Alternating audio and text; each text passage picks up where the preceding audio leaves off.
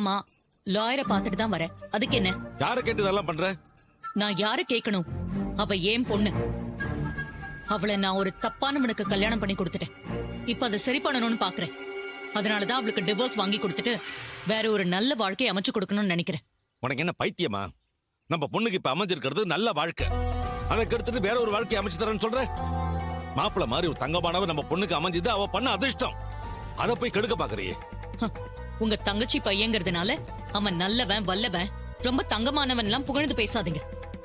அவனை பத்தி நினைச்சாலே அவ செஞ்ச துரோகம் தான் என் கண்ணு முன்னால நிக்குது. அவ மேல நான் எவ்வளவு நம்பிக்கை வச்சிருந்தேன் தெரியுமா? இவ வார்த்தையை கூட நம்பாம அவன் வார்த்தைக்கு நான் ரொம்ப மதிப்பு கொடுத்தேன். அவனை நம்பி நான் பிசினஸ் எல்லாம் கூட ஒப்படைச்சேன். பிசினஸ் ஒப்படைச்சதால என்ன ஆச்சு? முன்ன விட 2-3 மடங்கு அதிகமா தானே சம்பாதிச்சு கொடுத்தாரு. நீயே பாராட்டுற அளவுக்கு தானே அவர் நடந்துகிட்டாரு. எனக்கு காசு பணம் எல்லாம் முக்கியம் இல்லைங்க. நான் ஒருத்தரை நம்புறேனா அவங்க எனக்கு உண்மையா இருக்கணும்.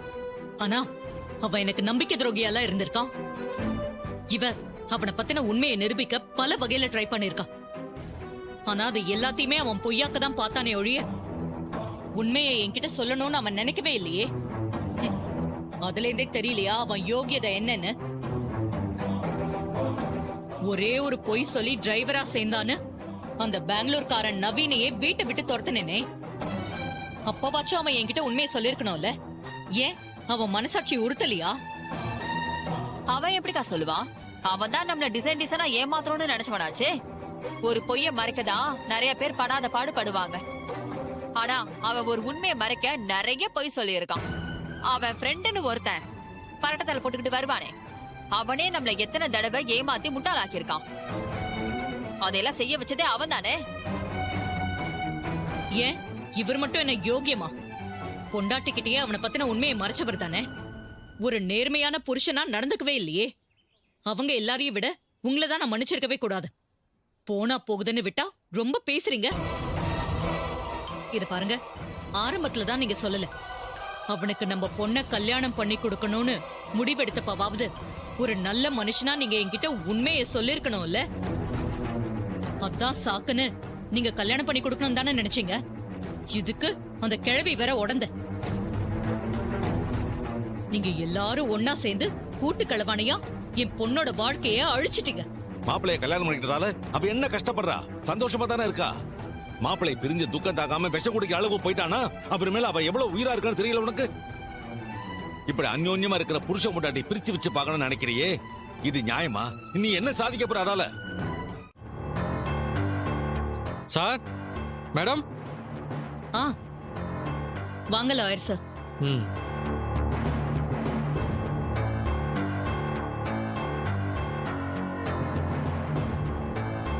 வணக்கம் மேடம். உட்காருங்க. பரவாயில்ல மேடம், இருக்கட்டும்.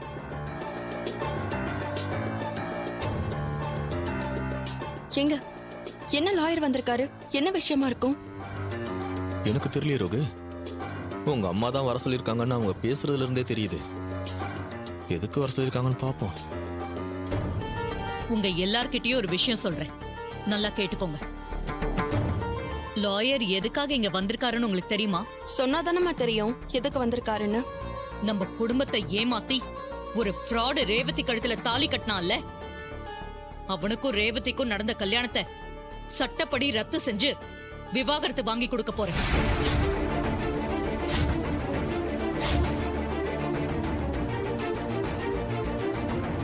என்னம்மா சொல்றீங்க? ரேவதிக்கு டிவோர்ஸ் வாங்கி தர போறீங்களா? ஆமா, அந்த டிரைவர் பைய கட்டின தாலி என் பொண்ணு கழுத்துல இருக்க கூடாது. அதனால அவளுக்கு டிவோர்ஸ் வாங்கி கொடுக்க போறேன். அத்த, நீங்க ஏதோ கோவத்துல முடிவெடுக்கிற மாதிரி தெரியுது அத்த. சகல மாதிரி ஒரு நல்ல மனுஷன் இந்த வீட்டுக்கு மாப்பிள்ளைய கிடைக்கிறதுக்கு நம்ம எல்லாருமே கொடுத்து வச்சிருக்கணும். ரேவதியும் சகல மேல உயிரிய வச்சிருக்கா. அவங்க 2 பேரையும் பிரிக்கிற பாவத்தை நீங்க தயவு செஞ்சு செஞ்சிடாதீங்க அத்த. நம்ம குடும்பத்துக்கு அது நல்லது இல்ல. என்ன மாப்ள, எனக்கே அட்வைஸ் பண்ற அளவுக்கு வந்துட்டீங்களா? உங்களையே நான் என் பொண்ணுக்காக தான் பொறுத்துக்கிட்டு இருக்கேன். வாய மூடிக்கிட்டு பேசாம இருங்க. ஈஸ்வரி, எதையாவது சொல்லி எல்லாரையும் பேச விடாம பண்ணிட்டு இருக்க. டிவோர்ஸ் நோட்டீஸ் கொடுக்குற அளவுக்கு இப்ப என்ன நடந்து போச்சு? முதல்ல லாயரை போக சொல்லு. எதா இருந்தாலும் பேசி தீர்த்துக்கலாம். அதெல்லாம் முடியாதுங்க. என் பொண்ணுக்கு எது நல்லது எது கெட்டதுன்னு எனக்கு தெரியும். அவளுக்கு அந்த டிரைவர் பயல கல்யாணம் பண்ணி வச்சதும் நான் தான். இப்போ அவன் நல்லதுக்காக டிவோர்ஸ்க்கு ஏற்பாடு பண்றதும் நான் தான்.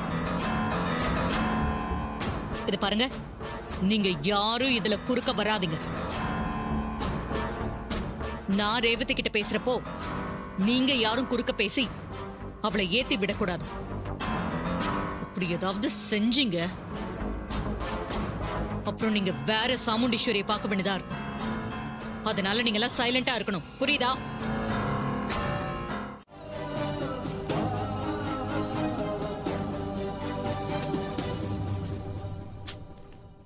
இது போதுமா? இன்னும் வேற எதுலயாவது சைன் பண்ணணுமா? இருந்தா சொல்லுங்க, சைன் பண்றேன்.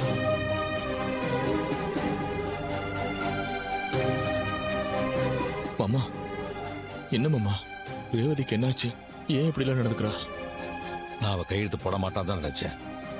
சாமுண்டீஸ்வரர் சொன்ன இடத்துலலாம் கையெழுத்து போட்டாளே, எனக்கே ஒண்ணும் புரியல மாப்ள. இவ மனசுல என்ன நினைக்கிறான்னு ஒண்ணுமே புரியலையே. இந்தாங்க லாயர் சார், நாளைக்கு எத்தனை மணிக்கு கோர்ட்ல வந்து ஆஜராகணும்? ஒரு 10 மணிக்கு கோர்ட்டுக்கு வந்தா போதும் மேடம். ம்.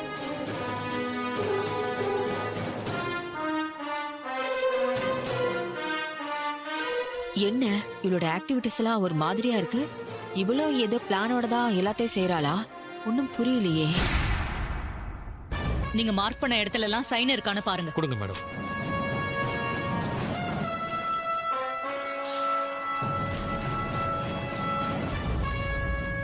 இருக்கு மேடம், ஒன்றும் பிரச்சனை இல்லை. நான் இப்பவே போய் கோர்ட்ல சப்மிட் பண்ணிடுறேன். நாளைக்கு கோர்ட்ல ஆஜர் ஆகிற மாதிரி இருக்கு மேடம். உங்க டாக்டரை கூட்டிட்டு வந்துருங்க.